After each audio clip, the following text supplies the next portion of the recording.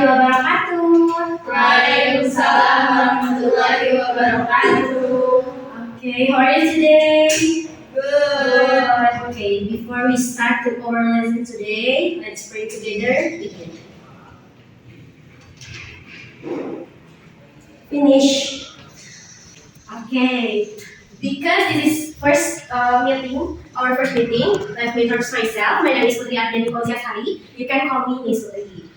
Okay, does anyone know what the material will be explained today? Will be discussed today?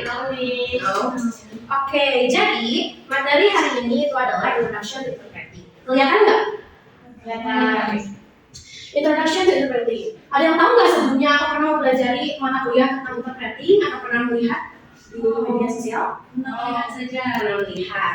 Oke, jadi kita masuk mulai dari definisi dulu ya. Interpreting is the process of oral transfer message between speaker in different languages. Jadi, speaker ini bakal berbicara dan bakal ada yang membahasakan dari English language ke Latin language gitu. Jadi contohnya itu ada consist of three participants.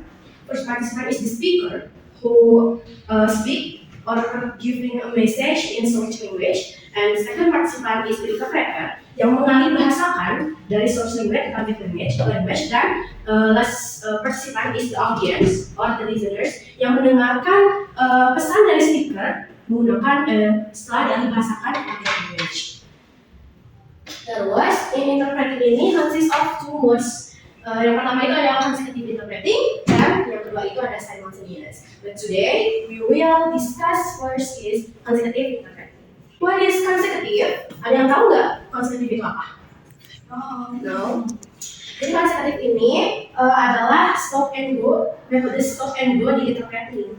The speaker only begins after the interpreter only begins after the speaker finish their statement, atau setelah mereka itu memberikan pesan yang utuh, baru the interpreter itu bakal mulai mengalih bahasakan.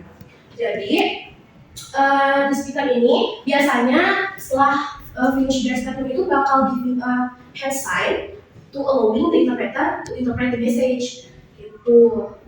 Nah, ini ada proses of consecutive interpreting. Yang pertama ada the speaker speaks. Jadi the speaker itu ngasih pesan dalam bahasa Inggris. Second one is the interpreter taking notes. Jadi saat the speaker itu giving message, the interpreter itu nggak diam aja. Mereka itu bakal taking notes. Taking notes apa? Nanti kita bakal bahas di slide selanjutnya. Lalu the speaker stops dan the interpreter reformulates statement based on notes. Oke. Misalnya ada note taking. Why the interpreter with consecutive modes should take note? Karena note taking ini adalah a key skill in consecutive interpreting. Jadi karena nggak semua orang itu bakal ingat kan setelah 1 menit atau 2 menit seseorang itu ngomong, biasanya mereka itu bakal ingatnya itu cuma sedikit, bakal loss of the detail. Misalnya ada contohnya taking notes. Jadi biasanya notes itu menggunakan simbol-simbol. Ini tuh bakal diinterpretasikan kayak gini, kayak pagi ini saya akan menyelesaikan tugas di perpustakaan. Ini tuh library itu perpustakaan with my friends, bersama teman saya. Selanjutnya pergi ke kedai kopi untuk mengambil video untuk final exam, untuk ujian akhir. Di sini ada How to Note Taking by J.F. Rosen. J.F. Rosen itu adalah seorang interpreter yang terkenal. Dia itu punya materi tentang gimana sih cara note-taking. Yang pertama itu noting the word and not the idea. Ini tuh maksudnya kayak kita tuh jangan nulis word by word, karena itu bakal memakai waktu yang cukup lama. Jadi kita itu bakal cuma nulis idenya itu. Biasanya digunakan simbol kayak ini.